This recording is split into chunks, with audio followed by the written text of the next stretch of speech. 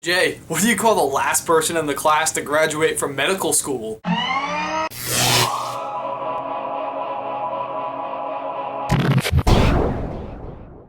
Hey, I've got to say my favorite part of the Super Bowl was one of the most unplanned portions of the Super Bowl, and that was the blackout. But it wasn't really the blackout that I found most entertaining. It was actually the things that happened as a result. There were some hilarious posts and some funny memes, but I think what I found most interesting was a tweet by Oreo. In case you didn't know, Oreo posted a picture on Twitter just a few minutes after the blackout. The picture was an ad that says you can still dunk in the dark. The tweet was retweeted like 14,000 times and favorited several thousand times and reached millions of people. When Super Bowl ads cost $4 million per 30-second spot, I think it's absolutely incredible that something that they threw together in just a few minutes reached so many people. I think this is particularly cool because a lot of times major corporations seem kind of mechanical and robotical and you don't really feel the human side to them. And what I would refer to as a stroke of marketing genius, they were able to put together an ad based on an unpredictable situation, get it approved, and get it out there for millions of people to see in just a matter of minutes. I may just go buy some Oreos. Okay, well there's no real way to segue from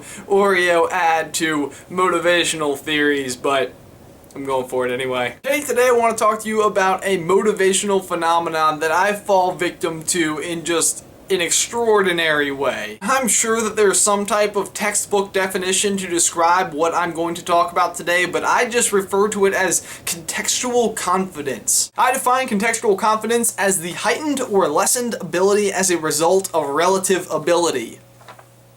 Pretty good, huh? Basically what I'm trying to say by that is your ability is directly affected by the amount of confidence you have relative to the people around you. It just seems so wordy. I'm just gonna give you an example. Okay, so when I was in high school, I ran cross country. For you who don't know, which I'm sure is most of you, a cross country squad consists of 7 people. So at my high school, this meant the top 7 runners were the varsity squad and the next 7 runners were the JV squad. And out of those 7 runners, only the top 5 to finish actually affect the team's score. How do I say this? My freshman year of high school, I sucked. Basically, all I deserved at the end of the season was a participation ribbon. I was about 15th on the team, which meant that I ran technically in the JV race, but my score never affected the team's score, and I may as well have not been there. And so I would definitely say, contextually, compared to the other runners around me, I had fairly low confidence. But then by some miracle, just a year later, I actually leapfrogged the entire JV squad and was running varsity at about 6th or 7th place depending on the day. Here's where I actually feel like I missed a major contextual confidence opportunity, where